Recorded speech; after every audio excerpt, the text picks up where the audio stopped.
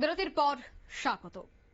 বিয়ের পর থেকে আনন্দনগরের তানিয়া নামক তার উপর প্রতিনিয়ত অত্যাচার চালানো হতো। তার স্বামী এবং শাশুড়ি একাধিকবার তাকে মারধর করে বাপের বাড়িতেও পাঠিয়ে দিয়েছে, কিন্তু তানিয়া বারবার টাকাও দিয়েছে, কিন্তু শেষ পর্যন্ত মেয়েকে আর বাঁচিয়ে রাখতে পারল না। গত পরশুদিন তার শরীরে আগুন লাগিয়ে দেয় তার স্বামী এবং শ্বশুর বাড়ির লোকজন। গতকালই তাকে জিবি হাসপাতালে নিয়ে আসা হলে সে জিবি হাসপাতালে শেষ নিঃশ্বাস ত্যাগ করে। তানিয়ার পরিবার এ নিয়ে আজ পূর্ব থানায় মামলা করতে এসেছে। তানিয়ার বাবা সহ এলাকাবাসীদের অভিযোগ যে খুব দ্রুত পদক্ষেপ গ্রহণ করতে হবে।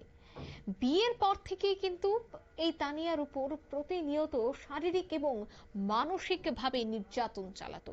গৃহবধূর উপর শারীরিক এবং মানসিক নির্যাতনের যে ঘটনা, সেই ঘটনা প্রায় প্রতিনিয়ত সংবাদ শিরোনামে উঠে আসে।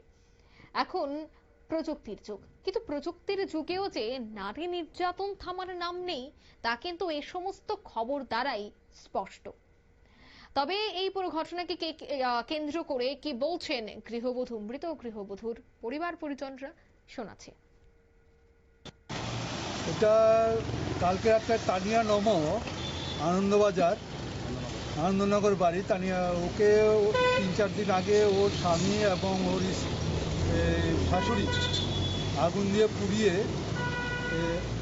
হত্যা করে। কালকে রাতে মেয়েটা মারা যায় জিবি হসপিটাল।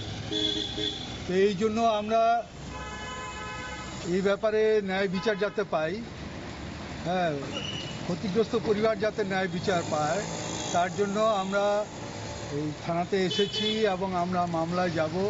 আপনারা জানেন এই বর্তমানে সারা দেশ জুড়ে আমাদের রাজ্য মেয়েদের উপর নির্যাতন প্রচণ্ডভাবে বেড়ে গেছে। প্রচণ্ডভাবে নির্যাতনের জন্য সামাজিক বিভিন্ন কারণে মেয়েরা আজকে অপদস্থ, নির্যাতিত। এর প্রতিকার হচ্ছে না। আমরা সবাই বলছি মেয়েদের বিরুদ্ধে অন্যায় বন্ধ করতে হবে। মেয়েরা যখন আমরা দেখি অদ্ভুত ব্যাপার, যেই পৃথিবীতে মেয়েরা স্যাটেলাইটে যাচ্ছে, মেয়েরা দেশ চালাচ্ছে, মেয়েরা সেনাবাহিনীতে যাচ্ছে, সেই সময় পাশাপাশি গরিব মানুষের পরিবারগুলোর উপরে, মহিলাদের উপরে, মেয়েদের উপরে নির্যাতন চলছে পণের জন্য। এই অভিশপ্ত ব্যাপারটা আমাদের দেশ থেকে এখনো মুছে যায়নি, সেটা এখনো মোছা যায়নি। আমরা চাই সরকার সেটা ন্যায় বিচার দিক, আমাদের আদালত ন্যায় বিচার দিক, যাতে মেয়েদের উপরে এই ধরনের বর্বর আক্রমণ না নেমে আসে, মেয়েদের যে অধিকার যাতে সুরক্ষিত থাকে। সেই জন্য আজকে আমাদের আশা, আমরা কালকের মধ্যেই এটা এফআইআর করব।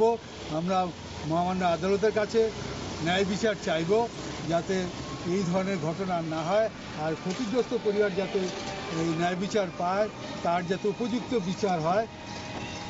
যারা আগুন লাগিয়ে মেরেছে তাই হাজব্যান্ড এবং স্ত্রী, এই জন্য আমাদের আশা। আপনাদের মাধ্যমে আমরা এটা সরকারের কাছে এবং আদালতের কাছে আবেদনই জানাবো যে এইগুলো যাতে বন্ধ করার জন্য যথেষ্ট কার্যকরী উদ্যোগ নেওয়া হয় এবং সমাজে যাতে সবাই এগিয়ে আসে। আজকে আনন্দনগর, মৌলনগরের আদিবাসীরা, ছেলেরা এখানে এগিয়ে এসেছেন। এটা অদ্ভুত ব্যাপার, সুন্দর ব্যাপার। এই ধরনের অসহায় একটা পরিবার যখন বিপদে পড়েছে, অসহায় একটা পরিবারের উপর যখন নির্যাতন হয়েছে, তখন কিন্তু আজকে যারা এখানে দেখছেন তারা কিন্তু নিঃস্বার্থভাবেই এই পরিবারটা পাশে দাঁড়িয়ে আছে। তো আমরা আবেদন করব সব জায়গাতে যাতে এইভাবে মানুষের পাশে সবাই দাঁড়ায়। আপনারা শুনলেন তাদের বক্তব্য। গৃহবধূর হত্যার এই অভিযোগকে কেন্দ্র করে কিন্তু এবার যারা দোষী রয়েছে, যারা অভিযুক্তরা রয়েছে, তাদের বিরুদ্ধে যেন কঠোর পদক্ষেপ গ্রহণ করা হয় এবং এই আইন যেন আরো কঠোর করা হয়, সে দাবি কিন্তু আজ তুলল পরিবারের সদস্যরা। নিয়ে নিচ্ছে ছোট্ট একটি বিজ্ঞাপন বিরতি, সঙ্গে থাকুন।